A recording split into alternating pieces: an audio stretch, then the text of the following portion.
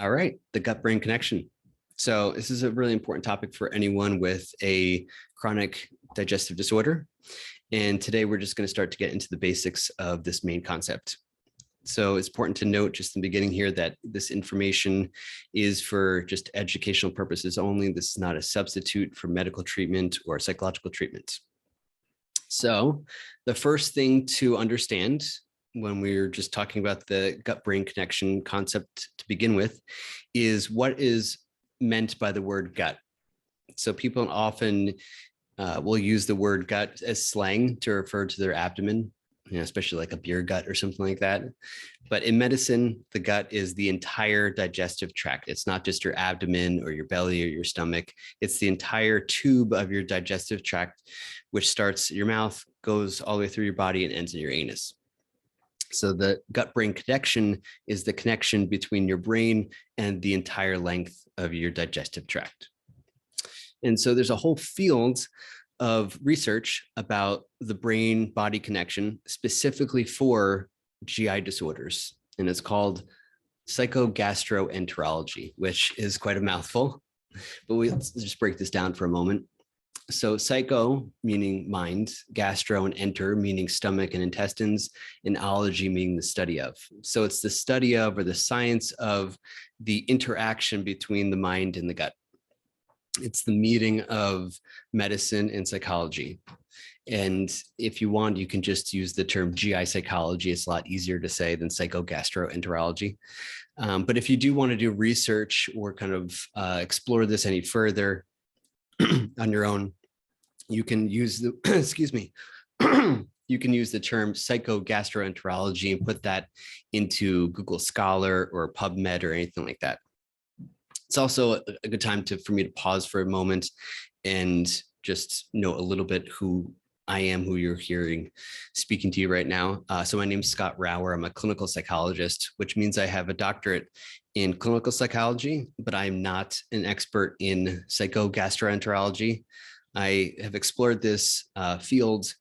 I started exploring this field for my own personal benefit because I have Crohn's disease myself. And now I've read a lot of the research in the journals and some of the books about psychogastroenterology. So I have a fairly good understanding of what it encompasses, and it's within my field, but I'm not an expert on it. So if you might have questions about this that I might not know right off the bat, but I know who the experts are and where to find out the answer. So I'm happy to learn along with you. Okay, so the field of psychogastroenterology focuses on the gut-brain connection, which has led to a whole new understanding of how a lot of GI disorders function. And part of that research is on the impact of stress on digestive disorders. So it's true that all chronic health conditions are going to be made worse by stress, but GI disorders are particularly sensitive to stress. And the reason why is because the gut-brain connection. So in particular, it's important to note that the brain doesn't just influence the gut also influences the brain. As you can see in these arrows here, this is a two-way flow of information from the brain down to the body and then the body back up to the brain. So this direct link in both directions creates a feedback loop. It's not technically a feedback loop, but it's just, let's use the metaphor because it makes things a lot easier to understand. So metaphorically, this feedback loop is something that, well, feedback loops in actuality are used within our body in the environment and nature and all that to keep a balance of things. And so in a certain way, this two-way flow of information does keep a balance. And in order to use the metaphor of the feedback loop, let's just kind of clarify that a little bit better here. So a good example of a feedback loop would be the thermostat in a home. So when the temperature drops, one part of the loop gets triggered and the heat kicks in. And then if the temperature rises too much, the other part of the feedback loop kicks in and the air conditioning helps bring things back to an equilibrium or a balance, because that's generally what the whole function of a feedback loop would be to keep this kind of middle line, this equilibrium or a balance. Same way it happens in your body to keep your core temperature stable. However, there's a dark side to feedback loops. And one of the ways to understand this specifically for digestive disorders is to consider two different facts. One is that GI symptoms cause stress. All right, so diarrhea, constipation, vomiting, gas, any of these things are unpleasant for anyone. But if you've had a chronic or severe enough condition, this is going to kick up excess stress, because at the root of it, the mind is a pattern recognizing machine, right? It recognizes patterns and also predicts patterns. So if you've had severe flares, they all started with some symptoms starting. And so the mind, in its protective nature, often will predict things to get a lot worse, even if most times it doesn't, right? Because it's from the survival instinct element of what the role of the mind is to not be caught off guard. So in its own way, it thinks it's helping. So you don't get caught off guard. You don't get unexpectedly thrown into severe symptoms when some symptoms are starting to pop up. It ends up causing more stress than is helpful, right? It's more toxic than is helpful. And then the second part of the loop here is that stress makes GI symptoms worse. So this is true of any disorder or disease or syndrome that you might have. Stress is going to make it worse over time. And so this is where this downward spiral of disease and dysfunction happens. This is where you can kind of get caught in this loop, this trap.